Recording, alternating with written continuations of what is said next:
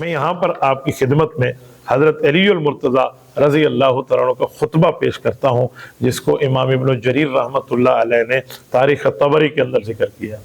فرمایا قام علی فخطب الناس فحمد اللہ وثنى علیہ۔ حضرت علی المرتضیٰ نے اٹھ کے خطبہ ارشاد فرمایا، اللہ کی حمد و ثنا بیان کی، فقال، اور فرمان لگے، ایھا الناس، کہا اے لوگو میں تمہیں کچھ بات سمجھانے لگا ہوں۔ کہا کیا؟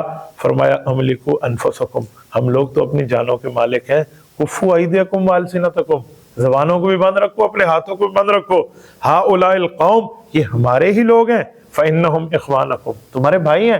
اب تو معاملہ کھل کے سامنے آ رہا ہے، وَاصْبِرُوا عَلَىٰ مَا يَأْتِيكُمْ، اور جو باتیں تم تک پہنچی ہیں نا اس پہ صبر کرو، اللہ کے حوالے کر دو معاملہ، اور یاد رکھیں جو آج کا دشمن ہے کل کا دوست، کل کا دوست آج کا دشمن، یہ آرام سے واضح ہو جائے گا، لہٰذا لشکر کو آرام کرنا چاہیے۔ یہ بات کر کے حضرت علی المرتضیٰ نے ان کو سلا دیا۔ سیدنا علی المرتضیٰ کے لشکر میں اطمینان ہو گیا، مخلص ساتھی سو گئے، پر قاتلین عثمان کا جو گروہ تھا، جن میں عبداللہ ابن سبا ہے، مالک اشتر نخی ہے، اسی طرح کنانہ ہے، اس طرح حمران ہے، سودان ہے، ایک شخص کا نام الموت الاسود ہے، یہ اس طرح کے لوگ ہیں، یہ جو اندر چھپے ہوئے تھے۔ تو انہوں نے ساتھیوں میں آپس میں مشورہ کیا، اور یہ لوگ بیٹھے کہ یار یہ تو سارے ایک ہو رہے ہیں، لہٰذا ہمیں کیا کرنا چاہیے؟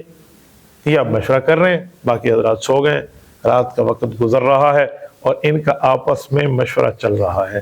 امام ابن جریر رحمۃ اللہ علیہ نے ان کے مشورے کو جو لکھا ہے نا، میں وہ خلاصہ آپ کی خدمت میں پیش کرتا ہوں۔